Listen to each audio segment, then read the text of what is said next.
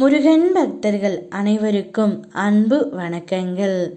என் அன்பு குழந்தையே, உன் உயிரான துணை இப்பொழுது ஒரு பிரச்சனையில் சிக்கி தவித்து கொண்டு இருக்கின்றது. மகிழ்ச்சியாக இருந்த பொருளாதாரத்தில் இப்பொழுது மோசமான நிலையை அடைந்து இருக்கின்றார். இத்தனை நாட்களாக உங்களுக்காக கஷ்டப்பட்டு உழைத்து இப்போது நஷ்டம் ஏற்பட்டு உள்ளது. அந்த பிரச்சனையை உன்னால் மட்டுமே சமாளிக்க முடியும் தங்கமே.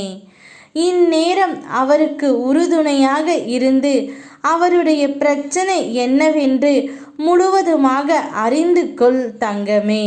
அப்போதுதான் அவருடைய மனம் சமநிலை அடையும். எனக்காக இவள் இருக்கிறாள் என்ற தைரியம் அவருக்கு வரும். அனைத்து பிரச்சனைகளிலிருந்தும் அவர் வெளியே வந்து விடுவார். அதனால் இப்பொழுது அந்த பிரச்சனையை உன்னால் மட்டுமே தீர்க்க முடியும். அதை தீர்த்து வைத்து விடு தங்கமே.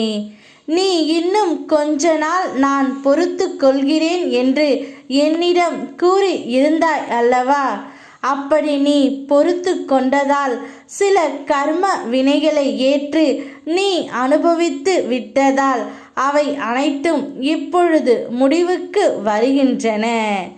இன்னும் சில நாட்களில் உனக்காக நான் யாரிடம் பேச வேண்டுமோ அவரிடம் பேசுவேன்.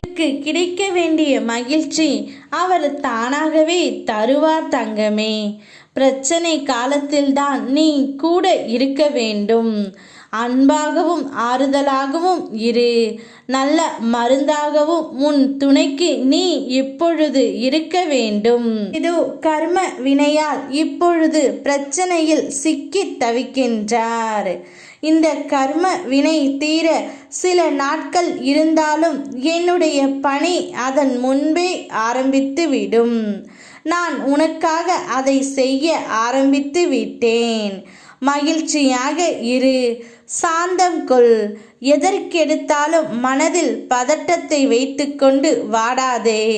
பதற்றத்துடன் தேடும்போது எதுவும் கிடைக்காது. நிதானமாய் தேடும்போது எதுவும் சுலபமாக கிடைக்கும்.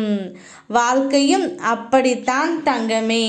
நிதானமாகவே இரு. மனதை அமைதியாக வைத்து கொள்ள பழகு. அமைதியின் போதுதான் வாழ்க்கை தேடலுக்கு விடை தெரியும். என்னை முழுமையாக மனதில் நம்புகிறாய். பின்னர் கொஞ்ச நேரம் கழித்து சந்தேகம் வருகிறது. நடக்குமா என்று நீயோ ஏதோ முயற்சி எடுத்துக்கொண்டு பதட்டத்தோடு ஓடுகின்றாய். என்னிடத்தில் ஒப்படைத்துவிட்டு நிதானமாக உன் துணைக்கு உதவி செய். நிச்சயம் அனைத்தும் கைகூடி வரும். நான் இருக்கின்றேன். யாம் இருக்க பயமேன். ஓ முருகா.